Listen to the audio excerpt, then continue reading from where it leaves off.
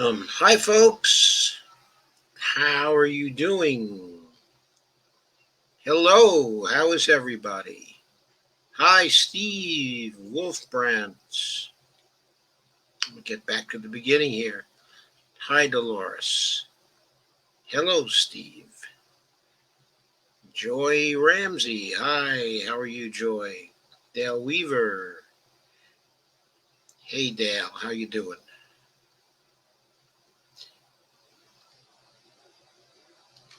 And Joy says Patreon has good people trying to inform us. Kay says, hi all, glad to see you. Steve Wolfbrand says shared. Steve Gonzo says new Whitney Webb, part two of my series with Lofredo Jeremy on warp speed and race delves into Palantir, their role in warp speed, why they were chosen for that critical role in the COVID-19 vaccination campaign, the real people behind its rise as a governor contractor with the expected approval of its first vaccine candidate just days away. The allocation and distribution aspects of Operation Warp Speed deserve scrutiny, particularly given the critical role of one of the most controversial companies.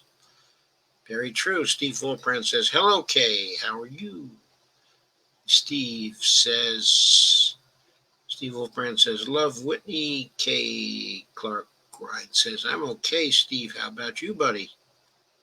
He says, FYI, Convo Couch fans, Pasta and Johnny have the COVID. Yeah, so I heard from Fee today. That is terrible. That is terrible. People who do things in person are coming down with the COVID because they have to interact with often have to interact with Trumpists.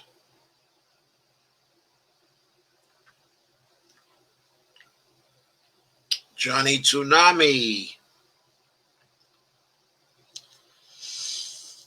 Glad to hear you're okay, Steve. Very glad to hear it. And Bonnie's here, saying hello to everybody. So tonight, rather than jumping right to National Investment Authority, I want to start off with some news about the relief bill. First of all, let me share.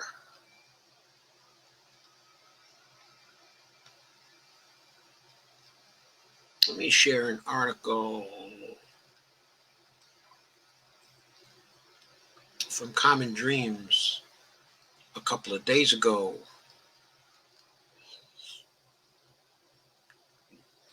There it is.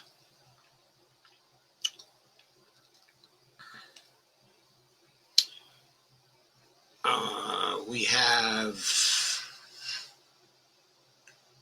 let me get rid of this so it's not bothering me. Sorry. Okay, so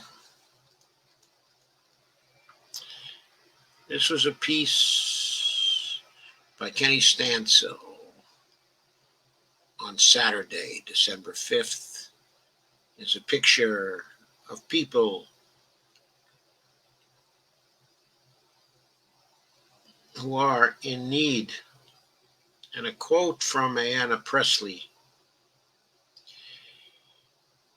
The article says, with, quote, the economy on the verge of renewed carnage, progressive stalwarts in the U.S. House are demanding urgent and robust relief that meets the pressing needs of the country's working people been devastated by the coronavirus crisis. While Senator Bernie Sanders on Friday expressed his opposition to the bipartisan COVID-19 relief package currently being discussed on Capitol Hill, due to its unacceptable privileging of corporate interests over working class demands for income support. Not surprising, by the way, because this was worked out by the Problem Solvers Caucus in both of the houses. Bipartisan stuff, bipartisan people are usually corporate people interested in unacceptable privileging of corporate interests over working class demands for income support. House Speaker Nancy Pelosi said that Congress cannot leave for the year without passing a stimulus bill. And Senate Leader Mitch McConnell has unveiled his own targeted proposal that uh, the progressives say gives so little assistance for families in the U.S. that it will cripple the nation's economy, though it does subsidize corporate business meals. Incredible, right? And McConnell critics said it is the one person standing in the way of distributing emergency relief. And of course, there's Pelosi. Earlier, she favored a $2.2 trillion deal earlier in the year. Well, first she favored a $3.4 trillion deal. Then she compromised with herself and took it down to $2.2 trillion. And then, as you know, she negotiated with Trump, and she negotiated with what's his name? Okay, Meadows. And then she negotiated with Mnuchin. And I understand that behind the scenes, the deal got up to $2 trillion. And she actually still turned it down because it didn't have enough good stuff on fighting the coronavirus itself. That's what she said at the time. Okay, in any case, of course, people are saying that she just had to have the 2.2 trillion. She wouldn't compromise by 400 billion or 200 billion, or whatever, and condemn her for not actually doing that. But anyway, regardless, no deal was done before the election, and after the election, everybody sat tight and didn't do anything because Mitch didn't really do anything. Then he woke up to the fact that, hey, he might have to do something because of the election of the two Republican senators in Georgia might be impacted by his failing to do anything, and everybody blaming him for not doing anything. So anyway, Nancy Pelosi declared as a result of President Joe Biden's victory and substantial progress on the vaccine front, she's now willing to accept the bipartisan groups, that's the problem solver nuts, $908 billion compromise framework, an announcement that was denounced by Rick Perlstein, a journalist and historian of U.S. conservatism. Quite the political party that responds to a new grant of power by asking for less of what it claims to want. Of course, he's referring to the fact that they did win the House, and in winning the House, there was a new grant of power, but here she is again asking for less than she claims to want. Ask why she is on board with an apparently smaller coronavirus package. Speaker Pelosi cites the game changer of vaccine development, Biden's election. That's okay now because we have a new president. And there's a tweet from Warren Gunnels here, who is Bernie's assistant, saying it's shameful we're being asked to support a $900 billion bill with corporate immunity, nothing for the working class. He says disgusting. Of course, he's reflecting Bernie's view as well. He and Bernie are like this. So, citing widespread and worsening economic hardship, Alexandria Ocasio-Cortez, Ilhan Omar, Anna Presley, and Rashida Tlaib have made it clear now's the time to fight for more. And so that's what they're doing. And then on Friday, political economist Stephanie Kelton told MSNBC that the convergence of expiring moratoria on evictions and student loan debt on the one hand, lack of income support on the other, is putting the U.S. on a dangerous collision course. And Steph said, this is an economy on the verge of renewed carnage. We need, quote, substantial, unquote, relief now. Whatever we get won't be nearly enough. Congress needs to stand ready to provide ongoing support as needed come January. And there's a link here to a Periscope a video of Stephanie on MSNBC making such a statement and being identified as the author of The Deficit Myth. This analysis was endorsed by the members of the squad who insisted that it's inhumane to deny public aid to America's hard-hit households and then expect them to make payments on mounting bills. And Presley tweeted, COVID relief bill, it doesn't include enhanced UI benefits, workplace protections, paid sick leave, direct cash payments to individuals, national eviction and foreclosure moratoriums, rental assistance, fails to meet the scale and scope of the crisis we're facing. Ilhan Omar, um, um, Ilhan Omar, chimed in with support. Our communities are enduring unprecedented challenges from this pandemic. We can't continue to implement half-hearted policies that fail to meet the moment. And then Rashida Tlaib said, unbelievable, people can't afford water to wash hands. Families are crowdfunding to bury loved ones they lost to COVID-19. And more comments in that particular vein. Lots of condemnation. Now, the condemnation of what seemed to be coming down from the squad and from Bernie Sanders and from Josh Mahorley on the right seemed to soften up some of the opposition to stimulus checks. And Steve Mnuchin chimed in at some point saying that, yes, they could do stimulus checks because he had taken back the $455 billion that was at the Fed. I don't know what it means to have taken that back. I thought it was in the form of bonds. It's a mystery to me what actually went on there, but I don't think there were any reserves to take back in the first place, because I think that what the Treasury Secretary did was to issue $455 billion worth of Treasury bonds to the Fed, which they were using to back the stuff. So probably all the Fed did was to just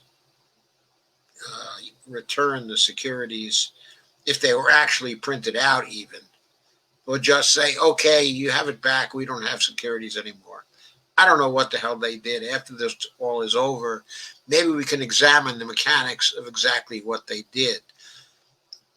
Okay, but anyway, Mnuchin was in a position to say, okay, I now have $455 billion more to allocate to this deal, so we can use the rest of previous money from the CARES Act that you wanted to allocate to this. We can also put in the $455 billion. So altogether, we can probably afford stimulus checks. And so that's what kind of happened over the weekend, and also yesterday, and also today. So there's another Common Dreams article, this one from today. Sanders leads Senate Democrats. Where are you, Bernie? People have been saying the last couple of days. Sanders leads the Senate demand for $1,200 stimulus checks over get out of jail free card, quote unquote, for corporations. This is by Jake Johnson. And here we have the burn on October 22nd, saying something at a protest at the U.S. Capitol. And Senator Bernie Sanders and 5 Democratic senators circulated a letter Tuesday calling on their fellow lawmakers to join them in demanding the inclusion of another round of direct stimulus payments and the removal of all corporate-friendly poison pills. Simply stated, quote, simply stated, given the horrific extent of the current crisis and the desperation that working families all over this country are experiencing, this proposal does not go anywhere near far enough, reads the letter, which was coordinated by Bernie and backed by Senators Warren, Ed Markey, Kirsten Gillibrand, Ron Wyden, and Jeff Merkley of Oregon. They got Ron Wyden. Of course, I'm not surprised that, Merkley, he usually goes right down the line with Bernie, as does Markey most often. and sometimes Warren goes down the line with him too. I'm not too surprised. Okay, at Gillibrand, she's been lining up with Sanders now for months. When Sanders wants to do a good thing for people, she seems to be right there. Okay, I think Bernie's become a favorite of hers or something. Anyway, noting that the bipartisan plan only calls for $348 billion in new funding, a far cry from the $2.2 trillion CARES Act Congress approved in March, and includes a, quote, get out of jail free card to companies that put the lives of their workers and customers at risk. The senators warn it, quote, would be unacceptable to take a major step backwards as coronavirus cases, hospitalizations, and deaths surge nationwide and economic conditions continue to deteriorate. Quote, unlike the CARES Act, this proposal only provides a $300 supplement for unemployed workers rather than $600 a week, unquote. The lawmakers note, and quote again, further, unlike the $1,200 direct payment for every working class individual and $500 for each child, it provides absolutely no direct payment, unquote. The White House is urging Senate Republicans to push for the inclusion of $600 stimulus checks in the relief bill, the Washington Post reported Tuesday. Yes, it did. It did, and that's what the White House is urging the Republicans to do, because Mnuchin said they could handle $600 stimulus checks because he had the $455 billion back. So they could afford to put $600 billion in stimulus checks in. And suddenly there was a new bill from the Problem Solvers Caucus increasing the amount of spending from 908B to 916B. I don't know how these numbers work out. I'm pretty sure that a $600 stimulus bill would actually cost about $125 billion. Okay. But anyway, we'll see how these numbers work out in just a few days. Quote, the American people need help, and they need help now, the senator's letter continues. We agree with President-elect Biden that a $1,200 direct payment should be included in this proposal. We also feel strongly we should not provide immunity to corporations who endanger the health and lives of their employees. Please join us in demanding that any COVID relief proposal includes a $1,200 direct payment to adults and $500 to their children. Further, please work with us to make certain there is no language in this bill to give a liability shield to corporations. I don't think Bernie's going to get that, but what he might get is if there's a liability shield for corporations, there might also be worker protections written into this bill. There might also be consumer protections written into this bill as well. On the theory, which is being stated by a lot of people now, well, there can't be a corporate liability shield unless there are worker protections written into the bill and there are consumer protections that are also written into the bill. People are now saying that. That's the way negotiations are now tending now. It appears resistance to stimulus checks is softening, with Trump kind of climbing on the bandwagon. Now, I don't know how long Trump will be on the bandwagon there. Today, Trump had an appeal denied by the U.S. Supreme Court. He wanted them to overturn the election in Pennsylvania. He wanted them to overturn the certification of the election results in Pennsylvania by the governor. The Supreme Court simply denied the petition of the Trump individuals for it. They didn't explain it. They wrote a one-sentence denial. It was unanimous on the court. The suit was actually delivered to Sam Alito. Okay, Alito referred it to the full court. The full court came to a unanimous decision. No, we are not overturning the certification of a state's governor of the report of the popular vote. We are certifying it, and we're certifying also what uh, the claimed electoral votes are in that particular state. So, if the Supreme Court has now decided that on a 9-0 basis, I don't know how that will affect Trump's enthusiasm to campaign in Georgia for Republican control of the Senate, and to also be concerned about a stimulus bill for people. Though, of course, he still would like to come back, according to the scuttlebutt, in 2024.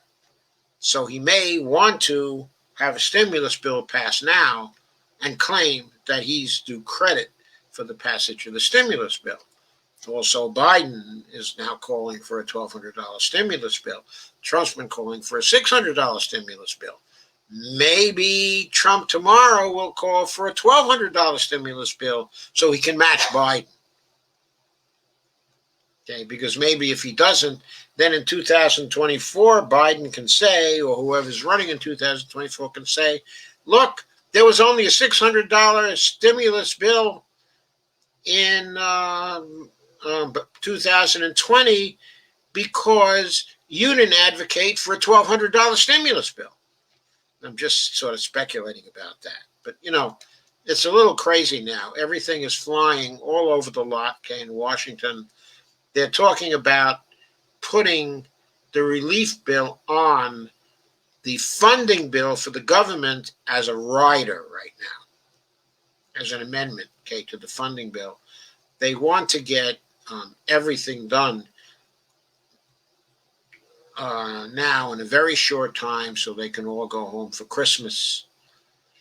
And anyway, Mitch McConnell's resistance to spending more seems to be weakening somewhat. We're going to have to see what happens. But things are looking more encouraging than they have been for some time for a stimulus bill, and maybe even for $600 a week. Maybe even for $600 a week of unemployment relief for people. And of course, the eviction moratorium and the rent moratorium and the student loan debt moratorium and funding for hospitals for COVID and funding for state and local governments, all in this bill too. They're repurposing, of course, the money that had been appropriated for the CARES Act but was not used. That's where the $348 billion, the rest of the money, roughly $600 billion or more, was getting repurposed, okay, from the CARES Act, and then there was $348 billion, okay, in new funding. Not much new funding. They're repurposing a lot of stuff.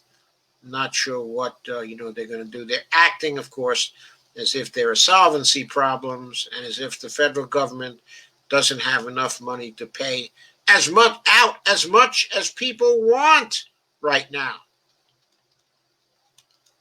If people want $1,200 a month, of course, the federal government could afford it. That is not a problem. Everybody is acting like somehow the federal government's money is limited to make sure the economy does not collapse from COVID. So that's the state of play right now. I wanted to report on that. And I can't say what's going to happen. There's a possibility still there. Everybody will say, oh, screw this. We can't come to agreement on anything. We're just going to go home. That could still happen. It could still happen.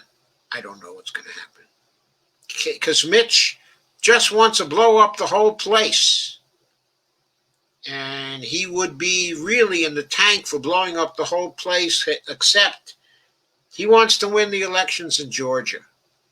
So that's sort of stopping him from being totally nihilistic about it.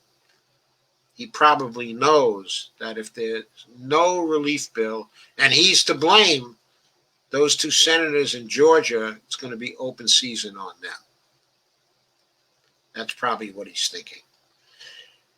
Okay, so next, let's go back to the National Investment Authority. By the way, I want to announce at this time, I'm going to try to get through the rest of the articles on the National Investment Authority today,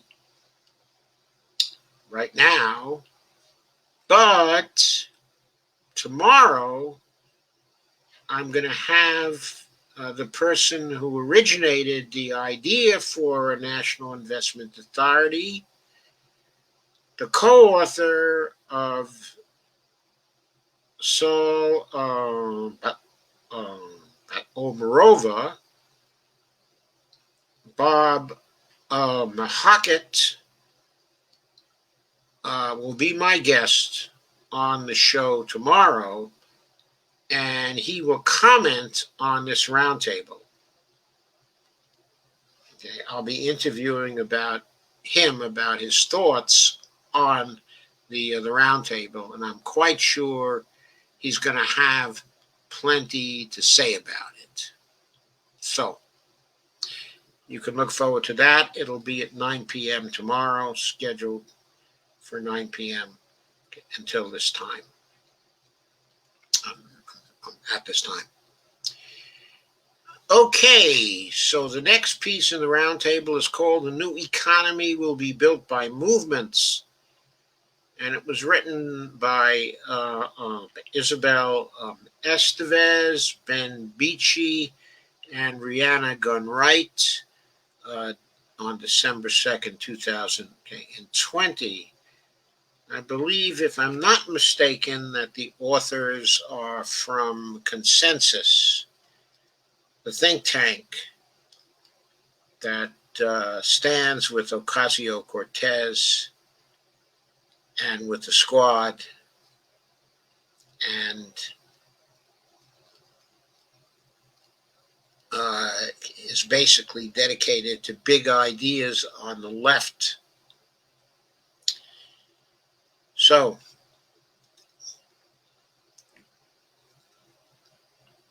the movement that helped to deliver Joe Biden's election victory, the movements, are not resting on their laurels. They are now working overtime to deliver a bold economic agenda under a Biden presidency, including the creation of a new institution to catalyze economic renewal. The need for this institution pulses through the very air we breathe, with each inhale of smoke from wildfires, of tear gas during a black lead uprising, of stress from chronic unemployment. Millions of people are calling for solutions as big and interconnected as our problems. These problems did not begin with Donald Trump, and they will not end with his ouster. As we turn to the post-Trump era, we need a new national investment institution to strategically channel trillions of dollars toward building an economy that prioritizes racial, economic, and environmental justice. To get there, we must follow the lead of the workers and communities who are most impacted. We mean this in two senses. First, the policy. Getting the solutions right requires listening to those who know the problems most intimately, those on the front lines of climate change, mass unemployment, a pandemic, and racial injustice, are best positioned to guide an institution dedicated to tackling these very crises.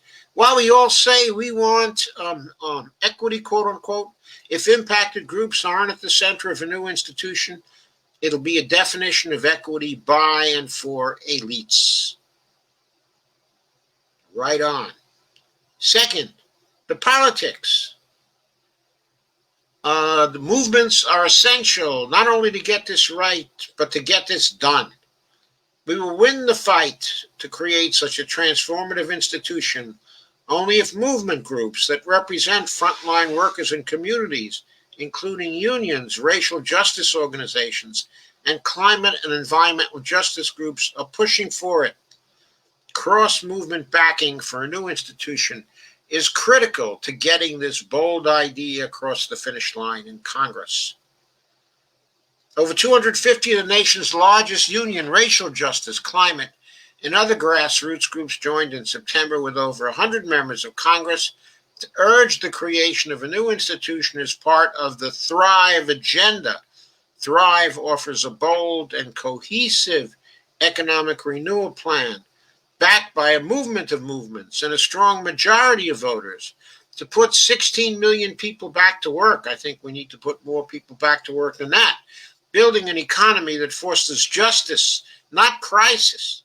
This plan, spelled out in a new congressional resolution, calls for creating new public institutions inspired by and improving upon New Deal era institutions to ensure universal access to critical resources and to strategically and coherently mobilize and channel investments at the scale and pace that these times require, unquote.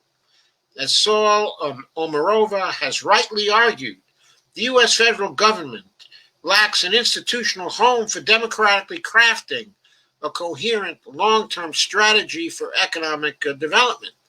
This institutional gap leaves public investment decisions to be made on the short time frame and small scale of a congressional appropriation cycle.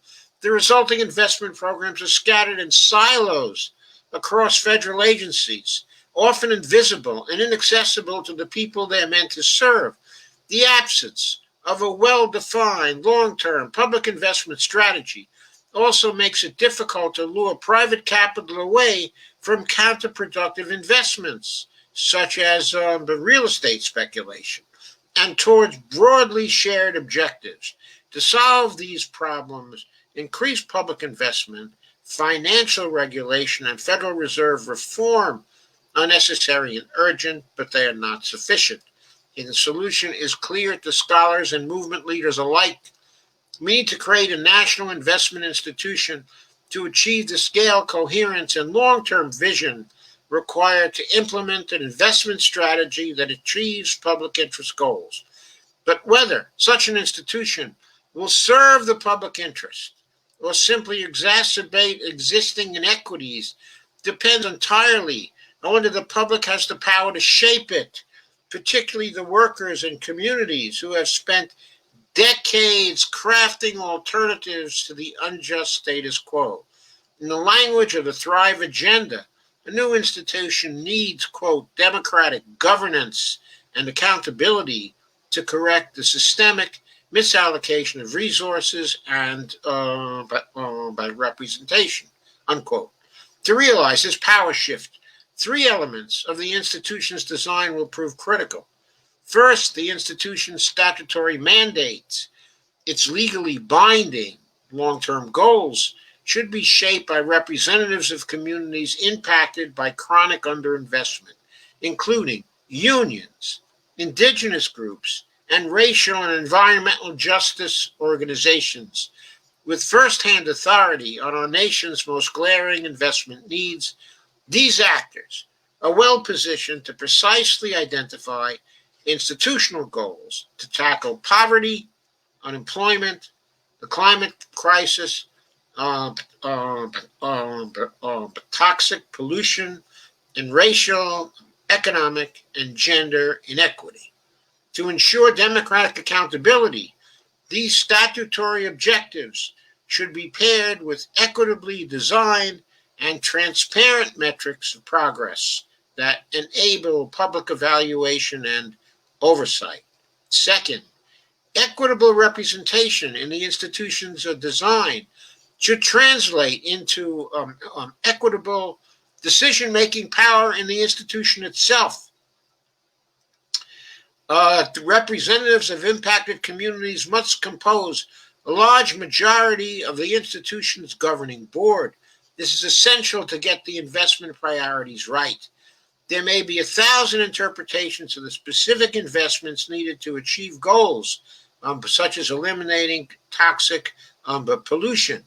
But the one that matters most comes from the communities suffering from asthma, cancer, and lead poisoning caused by such pollution, while impacted stakeholders are typically relegated to advisory committees with no teeth. Such tokenizing risks ceding the real power to Wall Street executives who are qualified to reinforce the economic status quo, not actually deliver economic renewal. If a national investment institution is to reverse long-standing inequities, so must its governing body. Absolutely, huh? Third, to qualify for funds channeled through the institution, applicants should be required to meet clear labor, environmental, and equity criteria as defined by the same actors in the movement. Unions have long advocated for prevailing wage floors, neutrality towards collective bargaining, worker safety rules, buy American, quote unquote, and other labor standards, all of which should govern new investments so as to build worker power, curb outsourcing, and secure family supporting wages. Similarly, environmental standards advanced by climate and environmental justice groups should be applied. Sorry, scrolled a little too fast. Should be applied to cut emissions and help communities shield themselves from climate disasters. For example, standards like, quote, buy clean, unquote, should be used to drive investment toward clean factories with low emissions and high wages. To serve as a down payment on a more just society, the investments also should conform to equity standards generated by racial, gender, and economic justice groups. The Thrive Agenda, for example, calls for directing, quote, at least 40% of investments to communities that have been excluded, oppressed, and harmed by racist and unjust practices, unquote. Going further.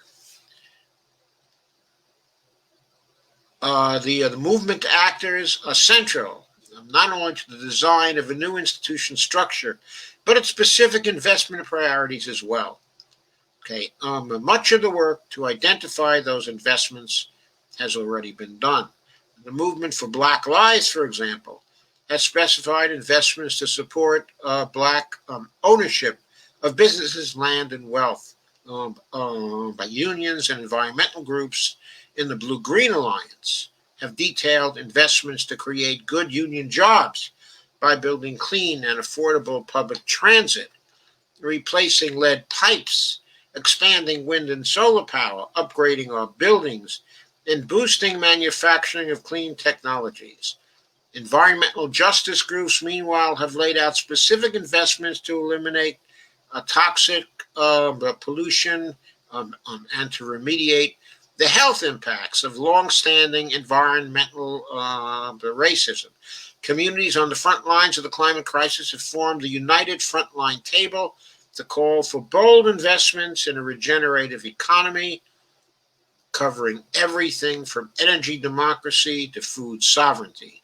And over 100 Gulf South groups have led the nation in crafting regional solutions by uniting behind the Gulf South for a Green New Deal platform that urges land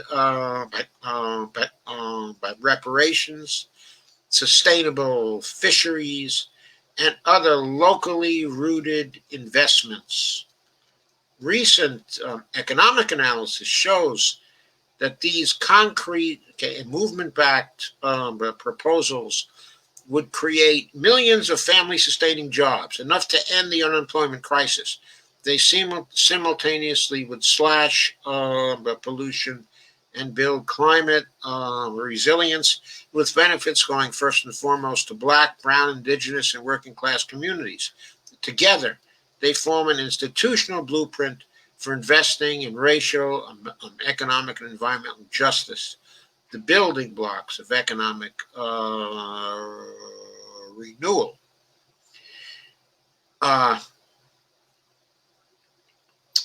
I don't think it's enough just to end the unemployment crisis. I think we need something that's going to create full employment for good. in addition to building a new investment institutions to-do list, the movement groups also are building the power needed to win that institution's enactment. Union, racial justice, climate, and other grassroots groups flex that power this fall by garnering vocal commitments from congressional leaders to advance the Thrive agenda. During the launch of Thrive, the Senate Minority Leader, Chuck Schumer, pledged that, quote, passing a just economic renewal bill following the principles of Thrive, unquote, would be a, quote, top priority, unquote, of a 2021 governing agenda, just as cross-movement unity earned that pledge, the movement power also will be required to push Congress to honor it. I wish Chuck Schumer had thought of that before he nominated Amy McGrath to run against Mitch McConnell in Kentucky. Sure would have been nice to have gotten rid of Mitch and have been one seat closer to control of the Senate, but also just to have gotten rich, period. As hurricanes and wildfires ravage our communities, to go on with the article, and millions suffer from COVID-19 unemployment and the systemic racism that feeds these crises, the need for economic renewal is as undeniable as the post-election opportunity to achieve it. Those who live and breathe these realities are essential to the design of a new institution to guide the renewal, both to get it right and to get it enacted. The same movements that had delivered the 8-hour workday, the Civil Rights Act, and the Clean Air Act are well poised, to deliver the next generational step toward a more just economy. I like this piece. I certainly think movements are necessary. I certainly think that it's got to be a bottom-up thing, but it would have been nice had the authors given some credit to the National Investment Authority.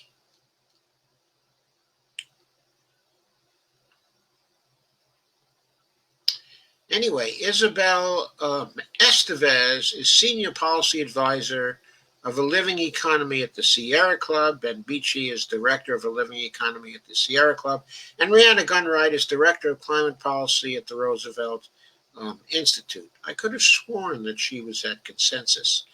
Maybe she has moved. Anyway, that is it for this. It seems to me the NIA should have been mentioned somewhere. I didn't actually notice. Let's see if it says it near Saul Omarova, as she has rightly argued. Yes. Anyway, that's their comment on the NIA proposal. So, next.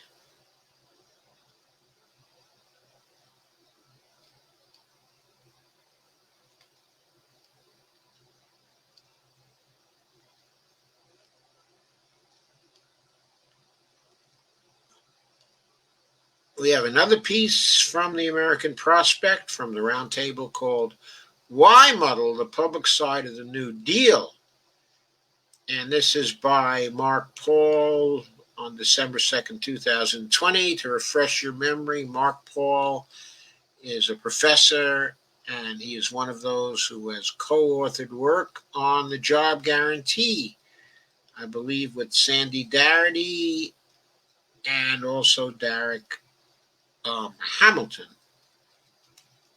And I think that Mark Paul has advocated for the job guarantee and co-authored work with them. Anyway, about the National Investment Authority, he says, with the prospect of a Biden presidency sending trillions in stimulus money, including $2 trillion in green investment alone, policy thinkers are debating new institutions to manage a renewed U.S. industrial policy. There he's come out with the magic words, industrial policy, including the New Deal and World War II mobilization, invoking the New Deal and World War II mobilization. In her new proposal, Saul T. Omarova makes the case for a National Investment Authority, NIA, to retool the American economy for both a massive investment and climate action at speed and scale. Omarova rightly recognizes that decarbonization isn't only about the public sector. Private capital, too, will play a role. But which one? Which one? Omarova's work, based on earlier writings of hers with fellow Cornell law professor Robert Hockett, provides a 21st century update of the New Deal era's Reconstruction Finance Corporation with a twist. Omarova's latest proposal tries to do a lot of things at the same time. I agree with many of them. Like Omarova, I want to find the best way forward to rapidly channel trillions of dollars to clean energy, adaptation to inevitable climate damages, transformative improvements to frontline communities through good jobs, housing, and social services, and the list goes on. I support her efforts to flesh out the country's industrial policy and to ensure that the public sector maintains an ownership stake in the firms it lends a hand to through wise public subsidy. But the NIA also muddles the Green New Deal waters in its embrace of certain kinds of public-private partnerships. Here we must be careful. The task ahead is daunting. As the Intergovernmental Panel on Climate Change, the IPCC, put it in its landmark 2018 report on the 1.5 degrees Celsius K of warming, will need, quote, rapid, far-reaching, and unprecedented changes in all aspects of society, unquote. While orthodox economists have long upheld that the almighty carbon tax would be sufficient, they've got it dead wrong. In fact, a rapid transition requires three driving forces: massive green investments, smart regulations, what the mix looks like, and who will be in the driver's seat to steer it is still up for debate. Climate regulations have proven effective time and time again, ranging from clean energy standards for the energy sector to CAFE standards for the transportation sector, the two most polluting sectors in the economy. And it's high time for the U.S. to stop handing out massive amounts of fossil fuel subsidies and bailouts while letting corporations get away with dumping pollution into our atmosphere, our greatest shared inherited resource, for free. Specifically, the NIA seeks to tackle the investment side of things. In large part, it is trying to answer the, quote, how will you pay for it, unquote, question. Estimates vary regarding just how much investment is needed to transition to a renewable economy, but with a range of 2% to 5% of GDP per year over the next 10 years, they suggest Biden's proposed $2 trillion would be just a down payment. Yes, it would. 2% of GDP. What's that? 2% of GDP, something like 400 billion. 5% of GDP, that's $1 trillion per year over the next 10 years. That's 10 trillion rather than 2 trillion.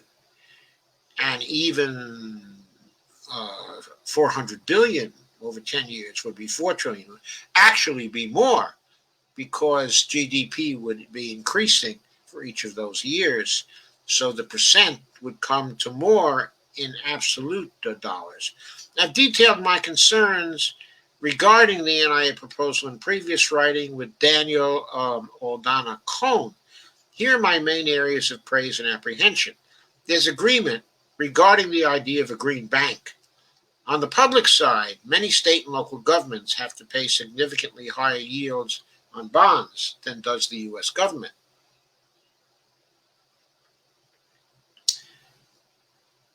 Uh, Sorry, I wanted a little sip of that. Okay. A new public green bank would simply channel cheap and stable credit by leveraging the full faith and credit of the United States to benefit local, state, federal, and tribal investments.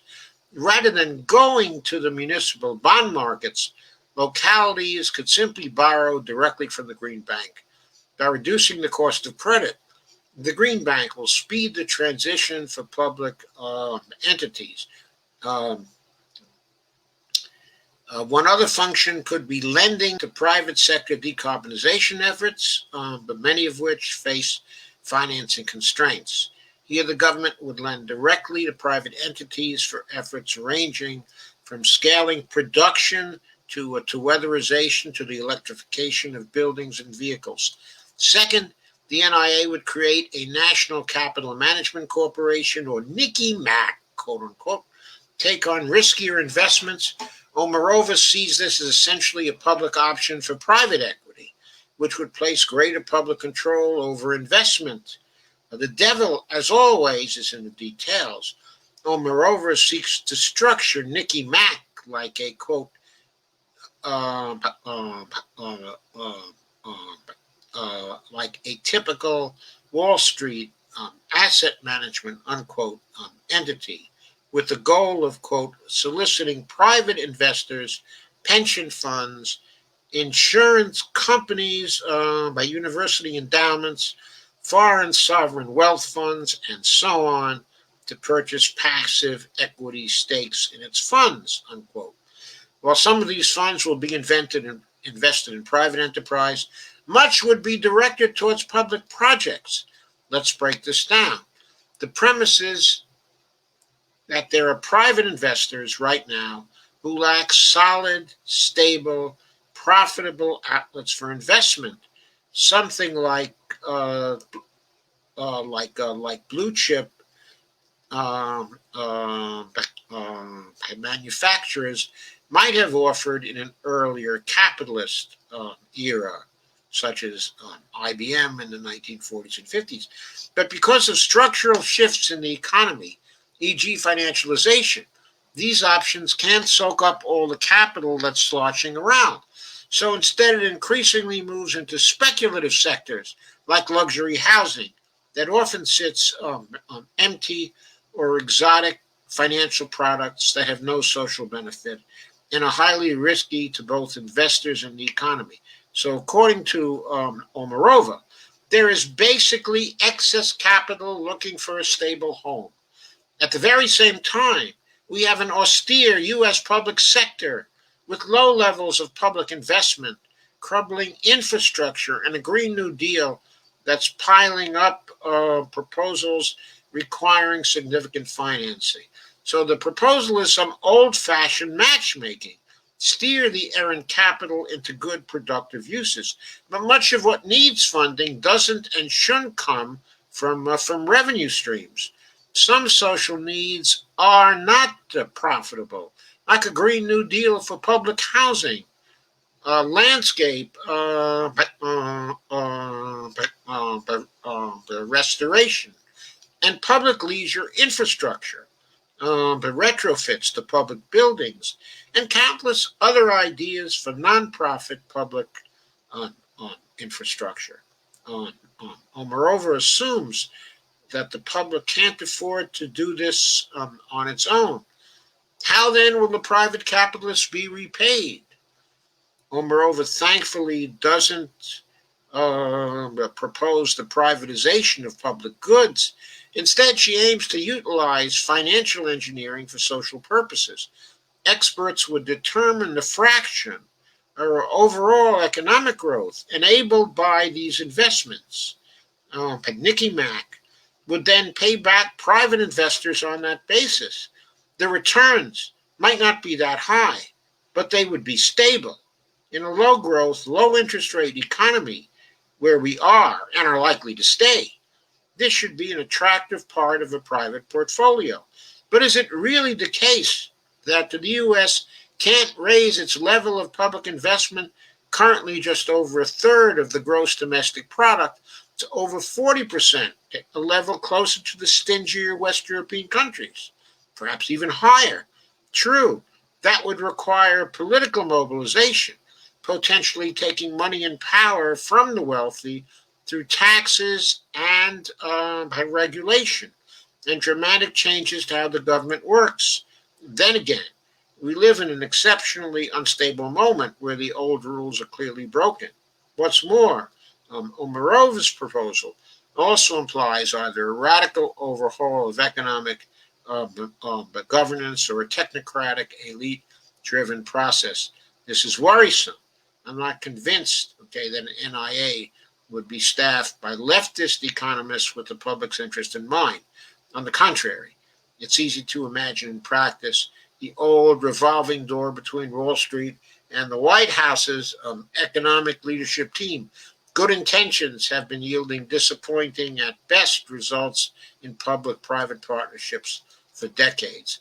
Well, I salute Omarova and Hockett's specific concern to find productive investment outlets for workers' pension funds. I should note that these are not run by workers, but by conventional fund managers. The priority for workers' pensions should be restoring workers' control over their own retirements. And I'd prefer to make more conventional financial instruments, like tightly regulated green bonds, sectors like clean energy manufacturing, reliable choices for pension investment, while having public investments be public. In other words, the problems of footloose capital and crumbling public infrastructure should be tackled separately. Let's use taxes on wealth, capital gains, financial transactions, and other forms of the 1%'s wasteful riches to staunch the flow of speculative, socially perverse private investments. Couple heavy progressive taxation with financial reforms to end shareholder primacy. Since we'll need to mobilize politically no matter what, let's organize in the streets, communities, and workplaces around highly popular public investments, steering public funds into worthy projects by expanding on already existing tools ranging from deficit spending to credit policy to higher taxes on the rich. One can even point to the successes of the Obama administration's 2009 green stimulus, far too small to make the needed changes, but certainly a proof of concept that coordinated investment in renewables through a mix of direct spending, loan guarantees, and procurement policies can deliver fast results. Going back further, there are other lessons we can take in from the Great Depression and the World War II mobilization. During that time, the government took a large role in financing and directing investment, both public and private. As we learned from the work of Mariana Mazzucato, J.W. Mason, Mark Wilson, and others, the government played and must continue to play a pivotal role in managing and hedging risk in the economy. A great deal of investment and credit policy took place under the Reconstruction Finance Corporation, the RFC, along with the Defense Plan Corporation, the DPC. The RFC, which oversaw dozens of agencies, financed large swaths of investment across the economy from 1932 until it was dissolved by Congress in 1957. That was a big mistake, by the way. But the RFC was complemented by the DPC, which carried out large-scale direct public investment, often creating new industries out of thin air, along with workers and some steel, of course, and outright owning the means of production, and crucially, the DPC and other state organs coordinated investment. If anything, this is the twin challenge we face in the 2020s, spending enormous sums of money fast and doing so wisely. Our challenge in the coming decade isn't to reward private investors looking for a safer return on investment. Our challenge is compressing 2 or 3 decades of gradual decarbonization into one, and doing so in a way that begins to remedy centuries of racial and economic injustice, lifts up the workers, keeps communities safe from extreme weather all at the same time. I'm grateful to Omarova and Hockett for years of work developing NIA blueprints. Only robust debate can advance proposals, and I hope this response proves fruitful, says Mark Paul. I think that response was a great response, actually, and I fully support the questions that he raises, and I'm very interested to see what replies will be made, okay, by Omarova and by Bob Hockett tomorrow when he appears here. So, here are Omarova's closing thoughts on the NIA Roundtable. Picture of clear skies over downtown Seattle on October 14, 2020. Clear skies over Seattle. I guess that's pretty rare. Anyway, Omarova said, it has been a tremendous privilege to have the National Investment Authority proposal debated as part of the Prospects Big Ideas series, especially by such a great group of thinkers and policy experts. The Roundtable has generated a richly stimulating and multifaceted discussion, and I am deeply grateful to all contributors for their thoughtful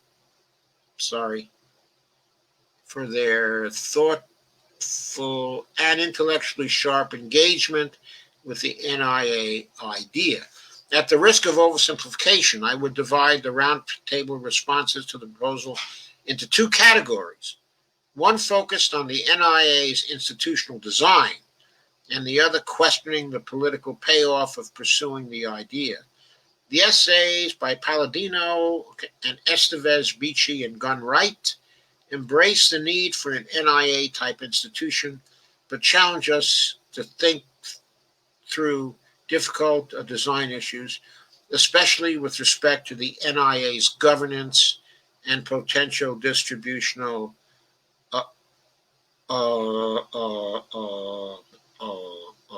impacts. I fully share their concerns about striking the right balance between technical expertise and democratic control. In many respects, these two essays lay out the roadmap for further development of the NIA proposal, an exciting and challenging task. I think that's a very constructive response and reply. And I wonder whether Bob thinks the same thing. We'll find that out tomorrow. The essays by Paul and Graniff, Sims, and Tucker approach the NIA idea from a different perspective as a potential alternative to either a national climate bank or to existing forms of direct public investment, albeit in different ways. Both essays evaluate the NIA idea in terms of its political viability or desirability vis-a-vis these other policy options. It would be a mistake, however, to frame the discussion as a matter of having to choose among these alternatives. The NIA is not a competitor to or a replacement for other forms of public investment. It is envisioned as an institutional catalyst for more extensive deployment of a wide range of public investment tools.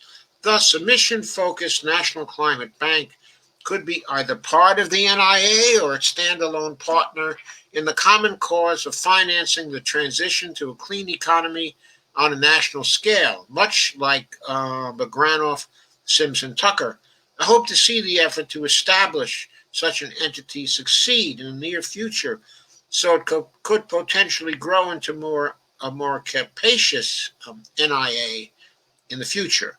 The latter, of course, requires that the proponents of a national climate bank do not become unduly limited by decade-old strategic choices and keep their ability to see beyond the four corners of the tried and true institutional models.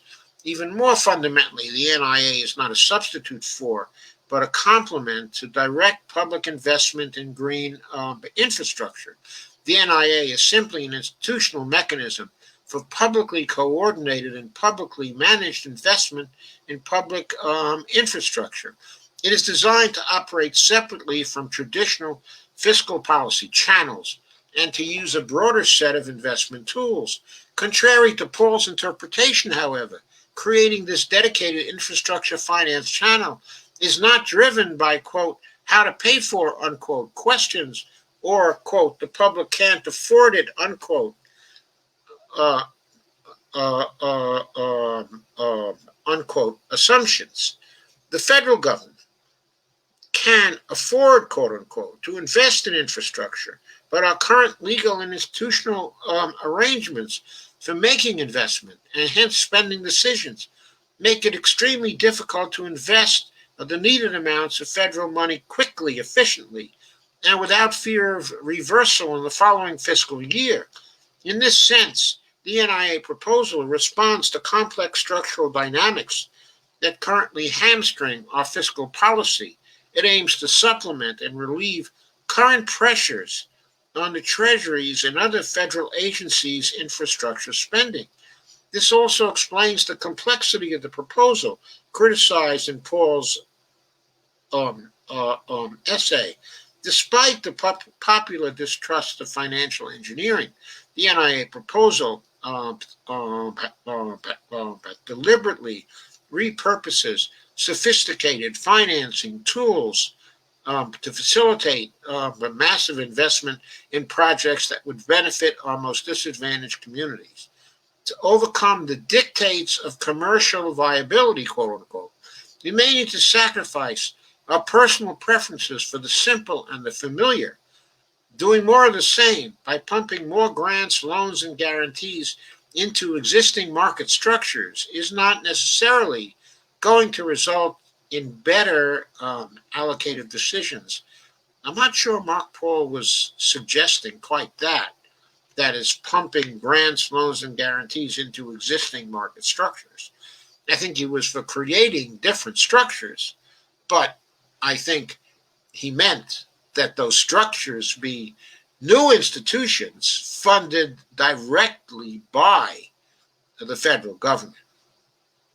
Anyway, to direct more money into unconventionally unprofitable or unproven infrastructures, the public needs to actively create the market opportunities, quote unquote, by exercising more direct control over the allocation of capital. It's not just about spending, it's also about managing capital. And that's where the NIA offers a novel but much needed institutional solution. Of course, the NIA is only one among many proposals aiming to solve today's complex economic, environmental, and social problems. It is still very much a work in progress, and this roundtable has been an invaluable source of ideas and inspiration for taking it forward. That, I think, was a very polite and constructive response to all of the respondents. I'd like to see, I'm very much looking forward to seeing how Bob Hockett is going to embellish on this and take it forward and synthesize it still further and integrate it, okay, with other initiatives that are part of the Green New Deal, such as the job guarantee. Okay, I'd love to know how this might fit in with the job guarantee program. I'd love to know how the NIA might also fit in with the task of funding new cooperative structures for doing work and creating infrastructure and green corporations that were cooperatively controlled. Okay. That would be fascinating to learn about it, and I'm going to raise questions like this with Bob Hockett tomorrow. I hope you'll be there for that. I think that could be a very, very interesting live stream. So that's what I have to say for tonight. I'm now going to consider your comments. So I guess I forgot to share the Omarova reply with you. I hope you didn't mind. I hope you didn't mind.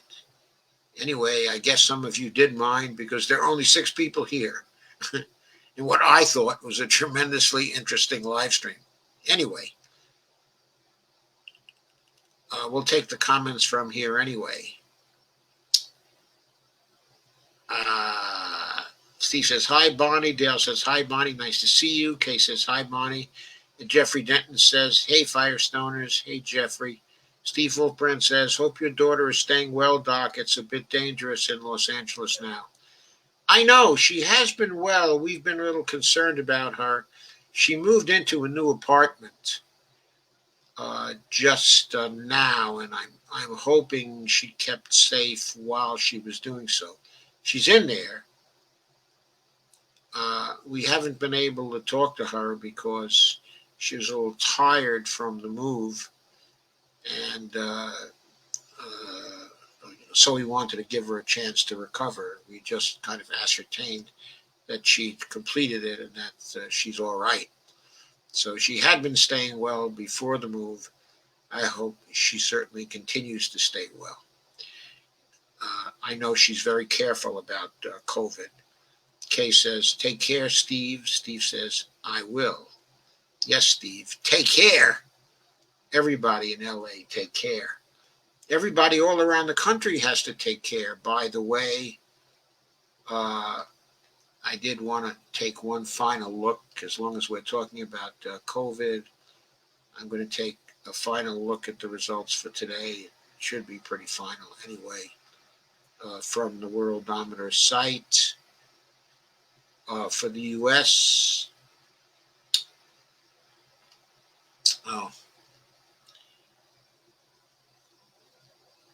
it's already gone to yesterday. So, in other words, when it gets to be a certain hour in the evening, the Worldometer site shifts so that essentially today is now yesterday. So, looking up, okay, yesterday, we had 2,913 fatalities. I'm not sure whether that's a new high or not. If it's not a new high, it's very close to a new high. We had 208,121 new cases. We are now at 884 deaths per million.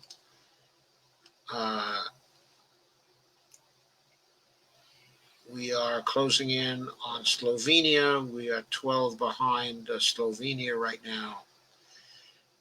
And we're 28 behind the UK at this point. And the UK has also been increasing its fatalities right along. So I thought I would make clear what that particular situation is. No sign of the deaths actually slowing down the fatalities here in the United States. So back to your comments. Kay says, Ohio is bad too. My county is now purple for the last few weeks. Steve says, it seems bad everywhere. Yes, it's getting also worse and worse in the middle of the country as well. Kay says, yes, it does, Steve. And Kay says, where's Evelina Pontonite? And Steve says, and Avromano, otherwise known as Carmen. And Steve Gonzo. I don't know. Steve Gonzo was here very early, and then I guess he had to go somewhere else.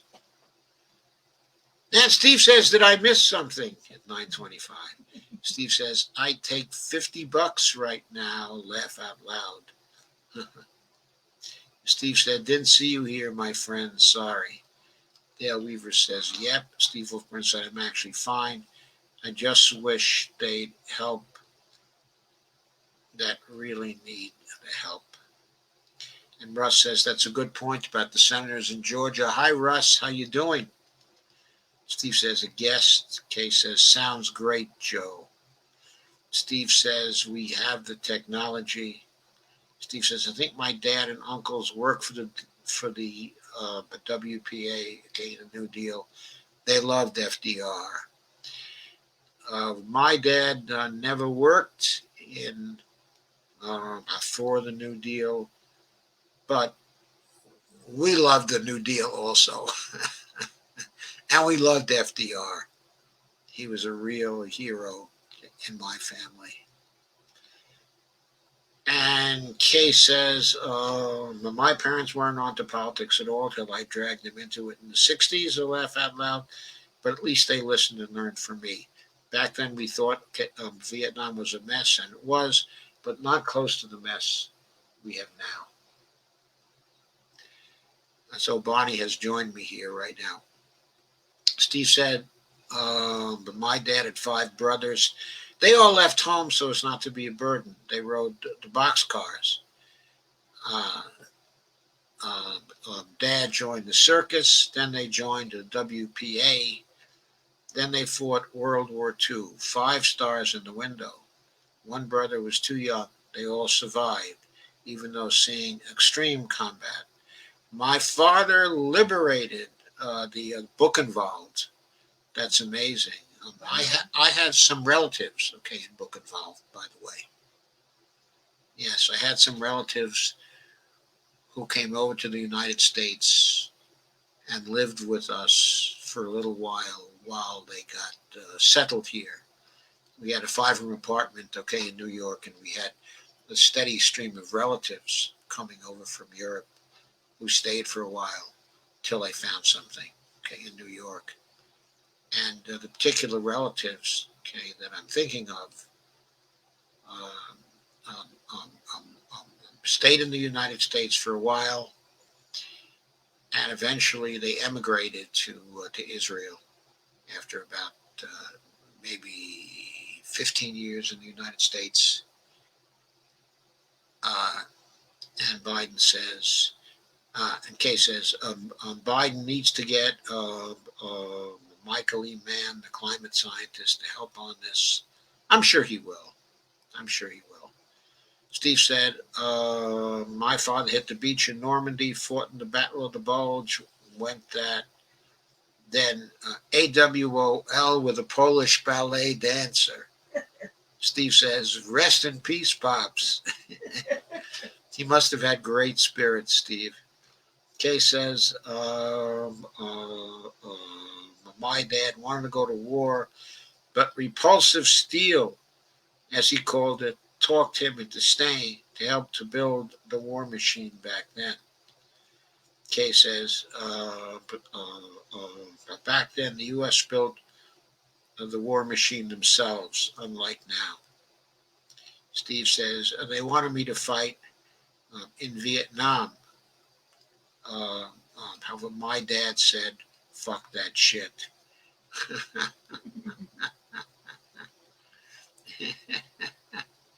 Kay said, I married my first hubby to save him from the draft. Back then, Steve, the biggest mistake I made in my life when I was only 16. Kay says, I'll be here tomorrow night for sure. I thought it was a great live stream too, Joe. Thank you, Kay.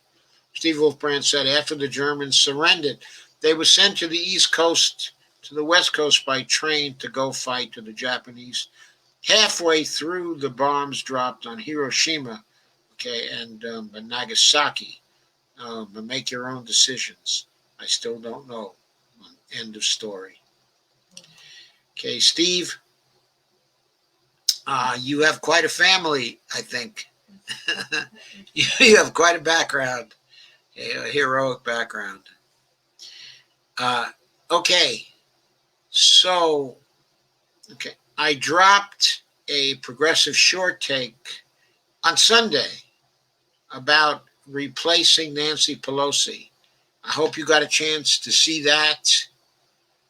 I'm working with Lana Dell, okay, and some others to try to put some pressure on the squad, at least try to persuade the squad. I don't really see it as pressure on the squad, but it is trying to persuade the squad to block Nancy Pelosi from getting elected Speaker this time. They've got enough votes. I want to do what I can to block her because she is so awful. Okay, I've also cut a number of other progressive short takes. They will start to appear a little later tonight and continue to appear tomorrow, Thursday. Altogether, there are 7 other short takes that you'll be getting through this week, on a variety of subjects. I hope you're going to like them. Anyway, so I'm being very active now, and I have a feeling I might do even a couple more short takes before the end of the week. Kay says, I hope they do block her. Oh, yeah, I've got, yes, I really hope so, too. It's really so important that they knock her out. She's been so terrible. I mean, a terrible negotiator. Really, a terrible negotiator. She missed the golden chance to get us all the help that we needed back in March because she didn't consult with the proper people. She didn't pass the bill in front of the proper people. She just got herself stampeded by Mitch. I mean, the CARES Act even originated in the Senate. Not formally, of course, because money bills have to originate in the House. But Mitch drafted a framework for her. She accepted the freaking framework and just concentrated on modifying it. Why? Because she didn't have the smarts herself to create the framework. She should have asked Bernie to create the framework. She should have asked AOC to create the framework or Rashida to create the framework. She was awful. She has cost us so much money as individuals. She may have cost us 9 months at $2,000 a person. That means for my family, for the two of us, she cost us $36,000. $36,000. How much did she cost you? I'm assuming she could have gotten $2,000 a month because Mitch needed a money cannon for the big corporations. He needed the big money cannon. He knew it. She shouldn't have given him that money cannon without getting $2,000 a month for each person and $1,000 for each child. She could have gotten that, but she didn't know what she was doing. When it comes to economics, she doesn't know what she's doing. She thinks it's about arithmetic, not about arithmetic. It's not even about math. It's about the economics. She doesn't know that. And it's about finance. She doesn't know that. She doesn't understand finance. Steve says she would have been better off asking Home Depot for the framework.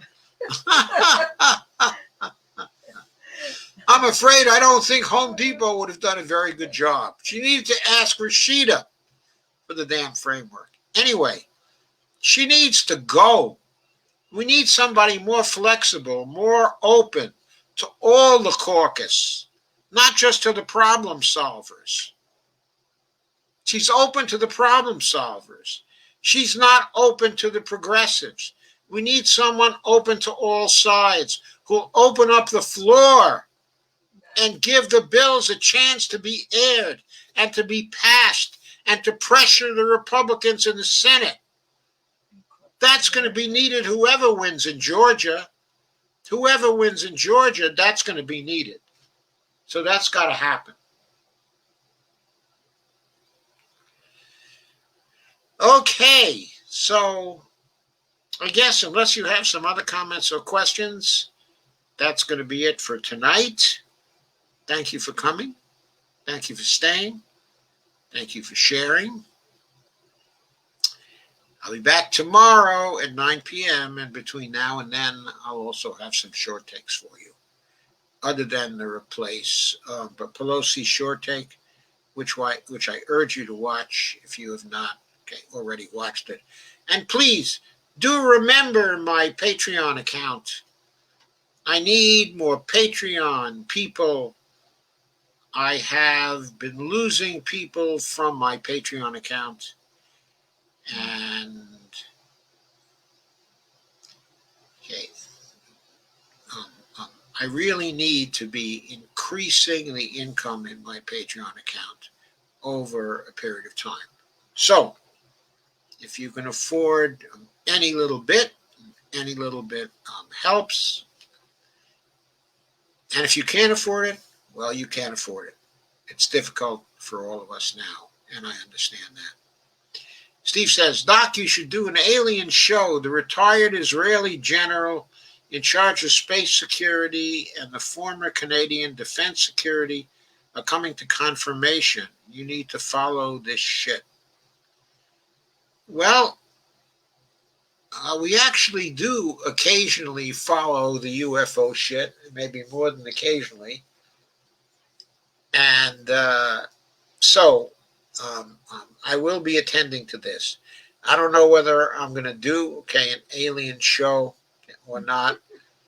I think I'll wait for more specific evidence concerning the aliens, but I'll certainly be covering the news on that. I notice Jamarl Thomas has been doing some alien stuff on his show.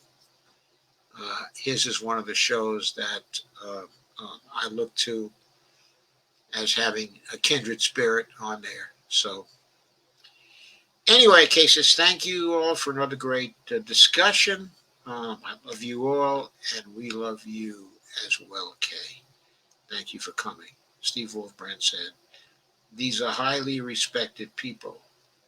Yes, I suspect they are highly respected people. Okay. And I am not hugely skeptical when it comes to the possibility of alien contacts. It's been something I've been watching from a distance in one way or another since 1949. I was 10 years old, Steve.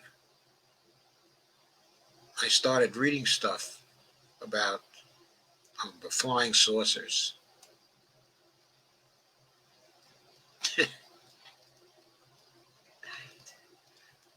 Anyway, good night, folks. Have a great night. I'll see you tomorrow.